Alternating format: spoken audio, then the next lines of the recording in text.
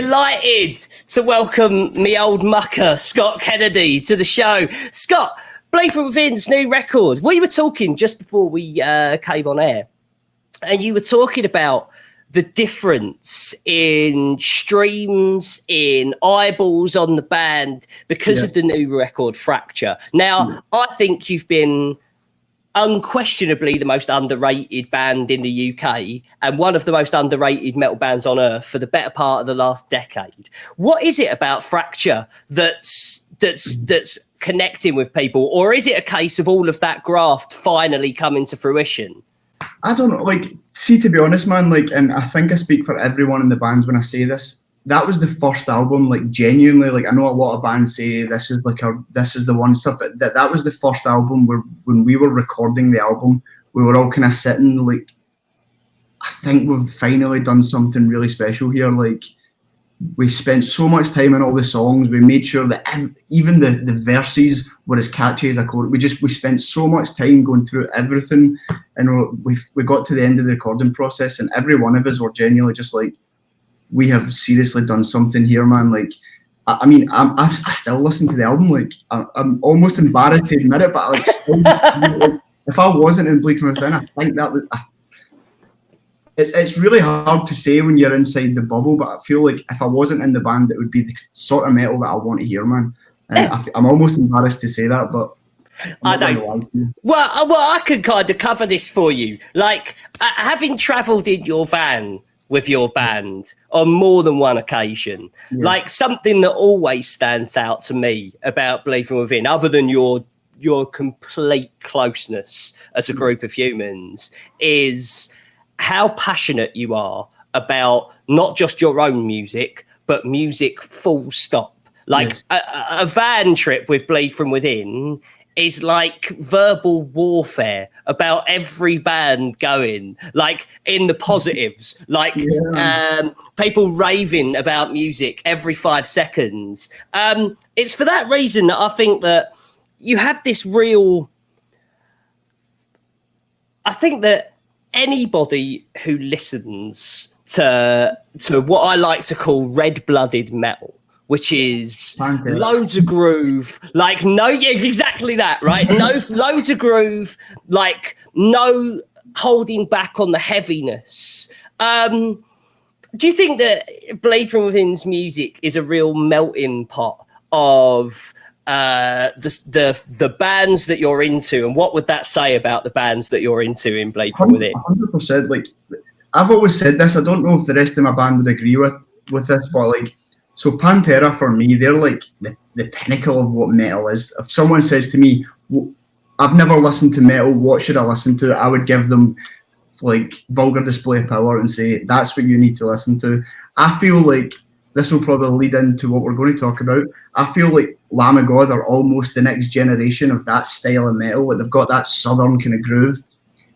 I like to think that we will be that next generation back. Like, we will carry that flag sort of thing. Like, that's our biggest influences. When we started this band, Pantera, Lamb of God, Saw Your Work, like, even the pure, do you remember the new wave of American metal, like Chimera? Yeah, Chimera, and they put Hatebreed in it for some reason, but fuck yes, Hatebreed as well. Yeah. But that was the type of music we were all like massive on when we started Bleed From Within, for sure. So I like to definitely, I feel like all our inspiration like comes from Pantera and Lamb of God, for sure, no question. What's your take on where metal is today? Because we haven't had this chat for about 5 or 6 years. So when you look around the scene around you, we'll do globally before we talk about the UK. Right. But what's your take on where heavy music is? Because we're coming off of the back of the first decade where hard rock and metal had no say in the world of pop culture. What's your take on where heavy music is? That's a good question. I feel like metal's always going to be thriving in its own community, let's be honest, and I do feel like it's getting bigger. Like you've got bands like While She Sleeps and Bury Tomorrow absolutely crushing it in the UK. You've got bands like Code Orange are just blowing everyone's mind right now.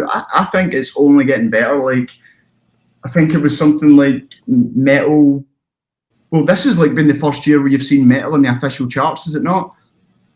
This year. Yeah, I mean, there's been loads of it, isn't there? Bury Tomorrow been in the top 10.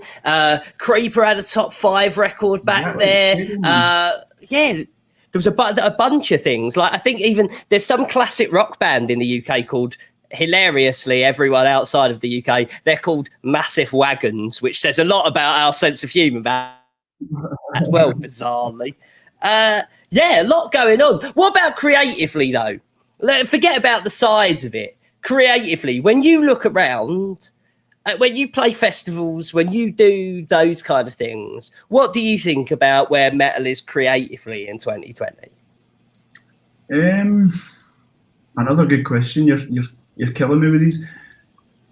You know, the one thing I did notice, and it was specifically last summer when I did like a bunch of festivals with filling in for Laws and While She Sleeps. Yeah. And they were doing shows with like Arch Enemy and stuff like that. And the one thing I noticed was the production. Just, I've never seen, not that I remember production being as big as this before at that level. And I mean, look at Rammstein just done. It's like production is getting insane.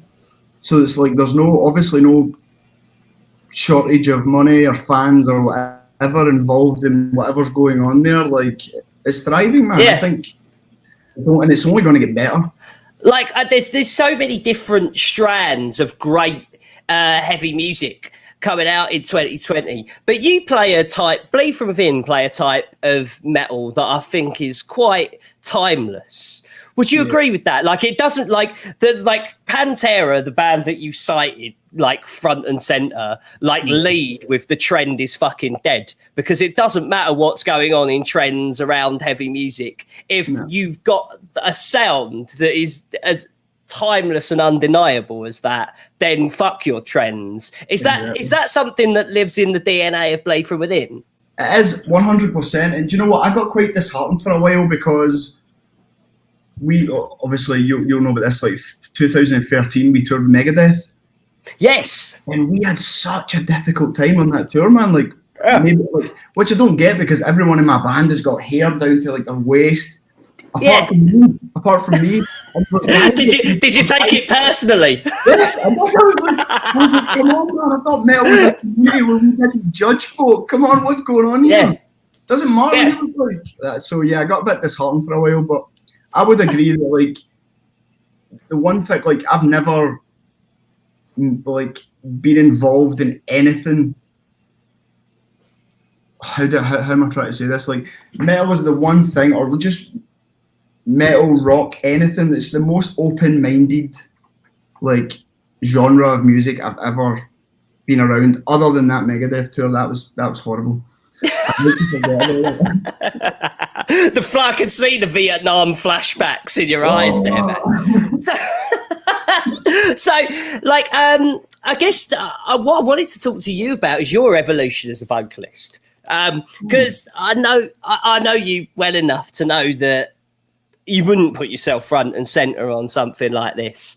But do you think that you sound a little bit more palatable on Fracture, while not? Well, there's no rounding off of the heaviness of your music at all, but there is something about your voice that feels more. Is it the hooks? What is it? Do you think that you play a part in that? People paying more attention. Going back to obviously our first albums, I was a lot younger and I was just drinking, smoking, and it was all just about being brutal.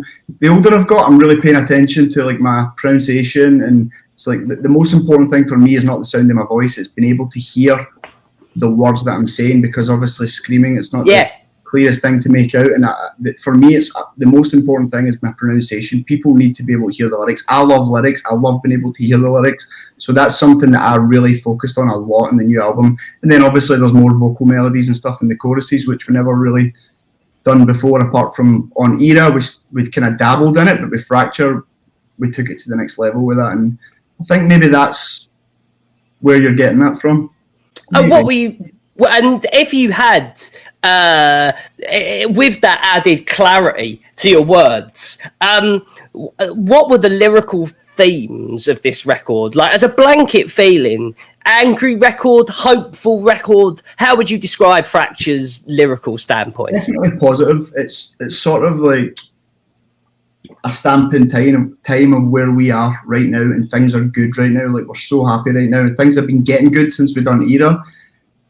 It's sort of like just breaking away from all the negativity that happened to us in the past, which obviously you know about. Like, we don't really like to talk too much about it, but we went through quite a lot of shit as a band, and this is just about overcoming that and where we are now and how positive everyone in the band feels right now. And it's just it's definitely a positive record, 100%. And you like, behind the scenes, the members of Bleed From Within actually work together as well. Yeah. Like, do you think that is part of adding to the momentum? Because you're doing some really amazing things outside of Bleed From Within together as a group. Yeah. And surely that feeds into then when you go into a rehearsal room, and if life's going well, it must feed into the music. Not to sound too new age about it, but you know what I mean? Yeah, I mean, well, we've all been best friends since we were like kids. Like, before the band was even a thought in our minds, like we've all been best friends. So it's not like we started the band and became friends. Everyone, we grew up together, we all went to school together, and like, those boys are not just my friends, are like my family. I love them. We got home from tour and we hang out straight away. Like, and I think that helps when it comes to working together, because we can argue about something, but straight away we'll just start talking as if an argument didn't happen. It's like, we know how to deal with each other. We know when to keep our distance. Like, we just work well together as a band, and I think that helps so much. And I feel like the older we've gotten as well. I'm 33 now. Unbelievable. Can't believe I'm 33. It's wild, isn't it?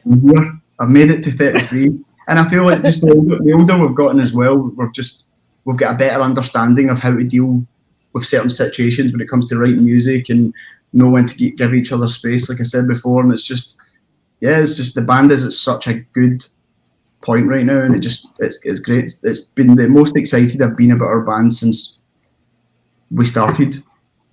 We'll get to Lamb of God in a second, but I wanted to ask you a little something about Winston from Parkway Drive. Right. Now, it's my opinion that he has found a certain type of melody that is right for people who don't clean sing, right? That record seemed to have real influence around about finding an audience for people. Yep. That things don't have to be that saccharine, sweet vocal, but you can't sound like the bowels of Satan shitting his guts out too. Like, how on the mark am I when I say that seems to have opened a door for people like yourselves? And I've pointed at Randy Blythe doing it for years. Like, to be able to create vocal hooks while not clean singing, that is a fucking skill. Like, do you think that there's a place in this world at the higher end of the table for bands that don't succumb to the clean, you know, the fucking clean singing bullshit I'm talking about? I don't have to sugarcoat it for you. Yeah, I mean, like for me, Bleed From Within is not a band that, I can't speak for any other band, but Bleed From Within is not the sort of band that we're ever going to have clean singing. But I definitely, as a vocalist, I want to progress. I don't want to just do... This is probably selfish, because I'm not really thinking about the sound of the band here. I'm more thinking about me as a vocalist. Do I just want to keep doing the same thing over and over, or do I want to progress as a vocalist and try new things and be excited about new things? And that's why I started doing more of the melody. Even though I'm not clean singing, it's more like a sort of pitched scream growl type thing. And for me, it just gives it a new layer, and it's exciting for me because it's another challenge live. Like, can I do that live? It's just a challenge, and I get excited about a challenge. So yeah, I would agree that it, for me personally, I think it's made that's made our songs bigger, more memorable, and yeah. So I would definitely agree with what you're saying there and say that it probably has. And as you were progressing, and as the British scene in particular was progressing, like, the first time that I ever even heard your band was seeing you live when I met you, when it was Silosis, While She Sleeps, yourselves and Anterior were on a bill. And as a fan of your band, when things were on the ropes, as you were suggesting earlier, I almost took it personally that the UK had kind of let Bleed From Within float by while others had soared. Yeah. What was your take on that time period, and was that ever your mentality? I think I was just honestly like, and I probably speak for the rest of the guys here, like we were just deflated. We were like, we have put so much hard work into this, man, and we're just getting knocked back at every turn. And we ended up in a bit of a situation where we all kind of sort of had the chat and agreed that maybe it's time to just call it a day. You did? Yeah, we did, yeah. And then we already had half of the album era written at that point, and we were just like, we can't let go of this. Yeah. So we were in a bad situation. We took quite some time to sort that situation before we continued with the music.